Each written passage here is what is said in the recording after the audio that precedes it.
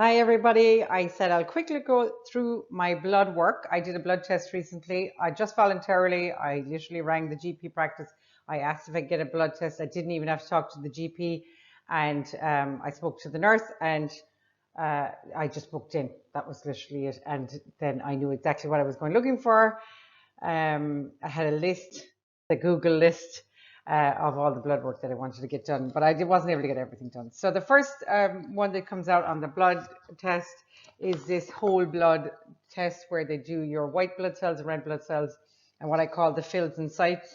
So you have the WC, which is the white blood cells, RBC, which is the red blood cells, HB, which is the hemoglobin test, checking for anemia, HCT, which is the hematocrit test, how much of the blood is made up of red blood cells, that's what that means, MCV, which is the size and volume of the red blood cells, MCH, which is the average amount of hemoglobin, so that is kind of indicates anemia or thalassemia, MCHC, the amount of hemoglobin relative size of the cell, PLT, which is platelet count, so that has to do with your clotting, so that would want to be okay.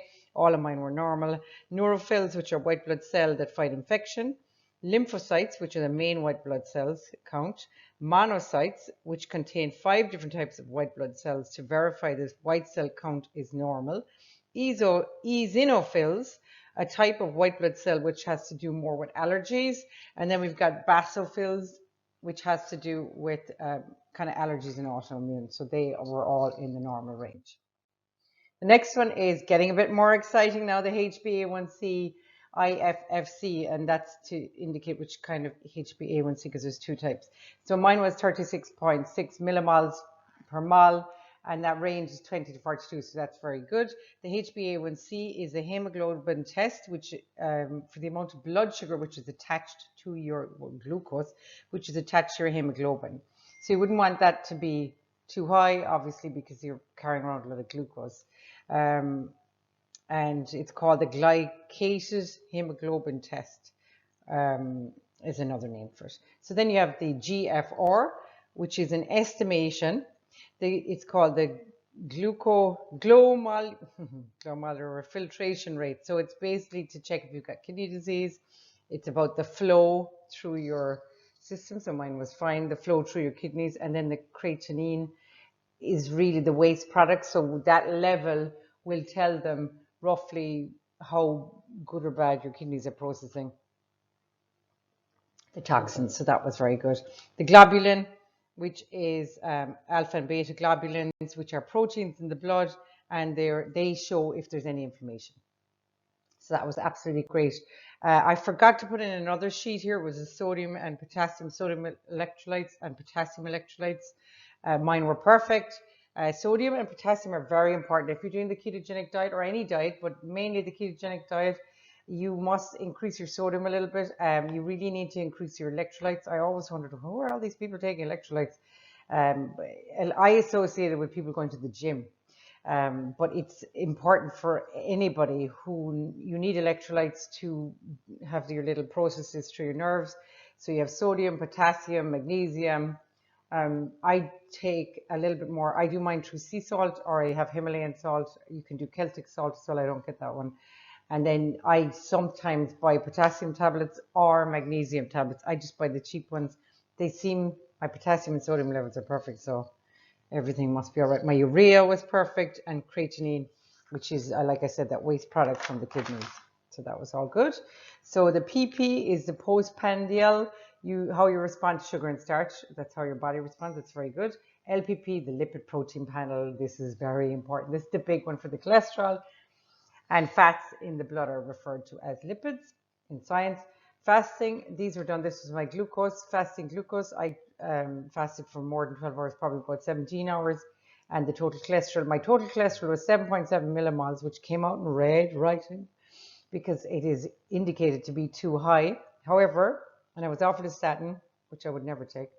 However, I politely declined because I have a better test result. This is the one, the standard one they use. But from the many, many different books I've read and the many doctors that I've read, scientifically proven the better test is the triglyceride to HDL ratio. Have a look at Dr. Lustig's work. He's very into metabolic health. He wrote a book called Metabolical. And the triglyceride to HDL ratio is a lot more definitive about your risk of cardiovascular or insulin resistant type illnesses, chronic illness. So mine was 0.42323 to infinity, and that's very good because it has to be below 1.5 millimoles per liter, and mine was, as I said, 0.423.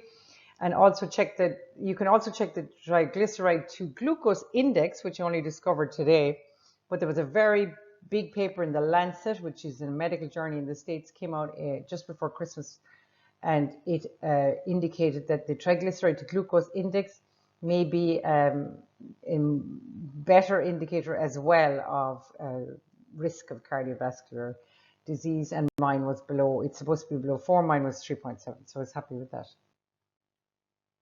LDL is known as the bad cholesterol, but 80% of LDL is metabolically neutral.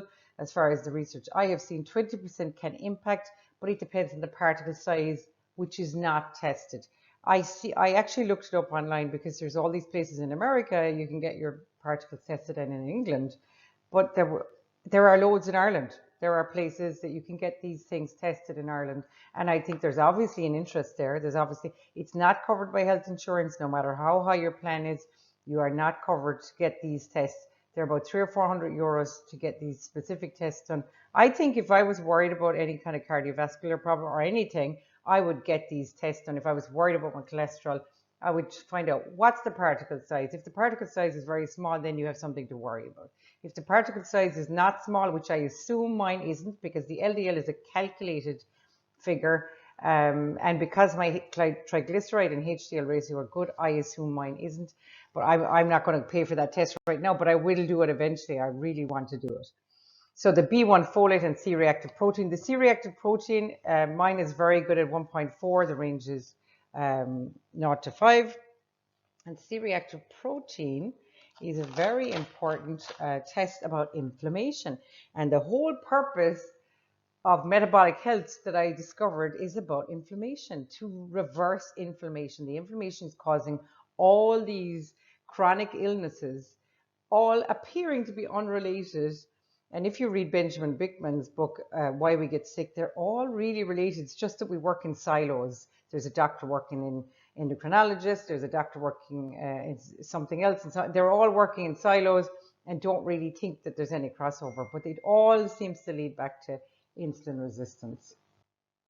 So I got the glucose, my fasting glucose was 5.5. I thought it was a little bit high. The range is 3.9 to 6.1. I thought it was a little high. It turns out that people that are on long-term keto can have this adaptive glucose sparing. So basically your body makes, when your body uses its own fat, it turns it back into glucose. So what it does is it puts extra glucose in the blood, which is perfectly fine. B1 folate and thyroid function was perfect. I have good B12, good folate, which is for carrying, for the red blood cells.